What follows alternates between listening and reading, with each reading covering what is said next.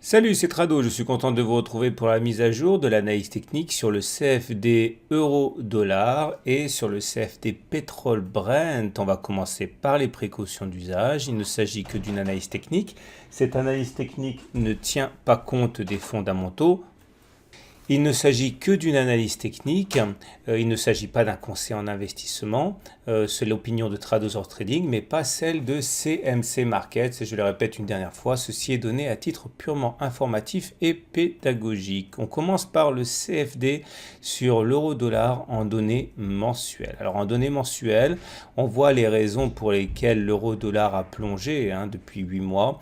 Il s'agit de la confrontation avec cette zone de résistance, les 1,20, 1,25, qui correspondait à la fois à l'oblique descendante en noir et à cette zone rouge qui a été support et qui, selon la règle du changement de polarité, est devenue une résistance une fois qu'elle a eu été cassée ici.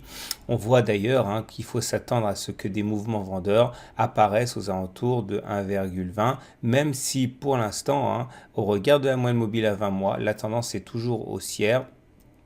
Et s'il n'y avait pas cette résistance, on pourrait être optimiste.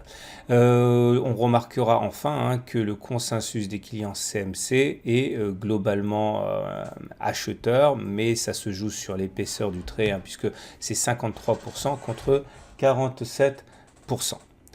On enchaîne avec les données hebdomadaires, on descend d'une unité de temps. Là, par contre, vous voyez qu'on est en dessous d'une moyenne mobile à 20 semaines qui descend. Donc la tendance est toujours baissière. Néanmoins, on a rebondi de belle manière sur la zone des 1,12, 1,14 qui a été signalée déjà à de nombreuses reprises.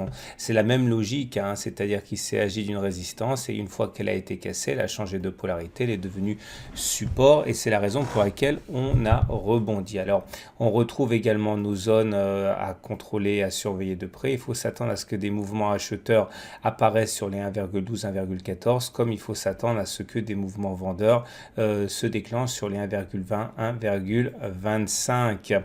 Descendant enfin d'une unité pour voir les données journalières. Ce qui crève les yeux, c'est la présence d'une résistance forte ici à 1,17. Elle a été encore fatale cette semaine.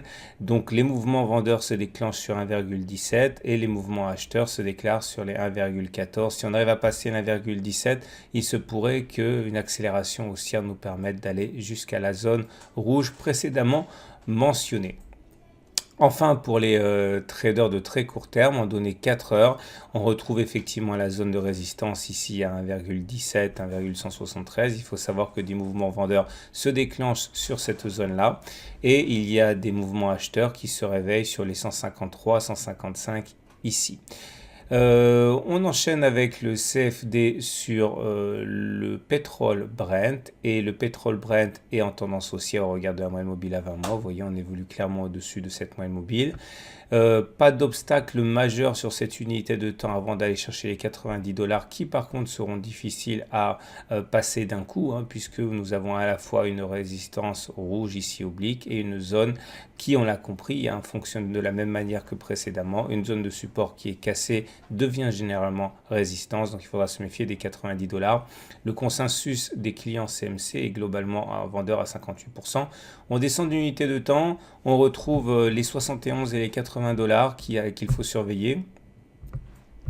À partir de 80 $, les vendeurs rentrent. À partir de 71 $, les acheteurs font leur apparition. Et entre les deux, c'est un petit peu le yo-yo. Et on descend d'unité de temps. On regarde les unités de temps journalières. Voilà les zones à surveiller. Ceux qui sont intéressés par des achats savent que vers 76 $, il y a des intérêts qui se manifestent. Par contre, à l'approche des 78, eh bien, ce sont les intérêts vendeurs qui l'emportent. Il faut savoir cela avant d'acheter ou de vendre du pétrole Brent. Voilà ce qu'on pouvait dire pour le CFD sur l'euro-dollar et le pétrole Brent. Je vous souhaite une très bonne semaine et je vous dis à la semaine prochaine pour la mise à jour.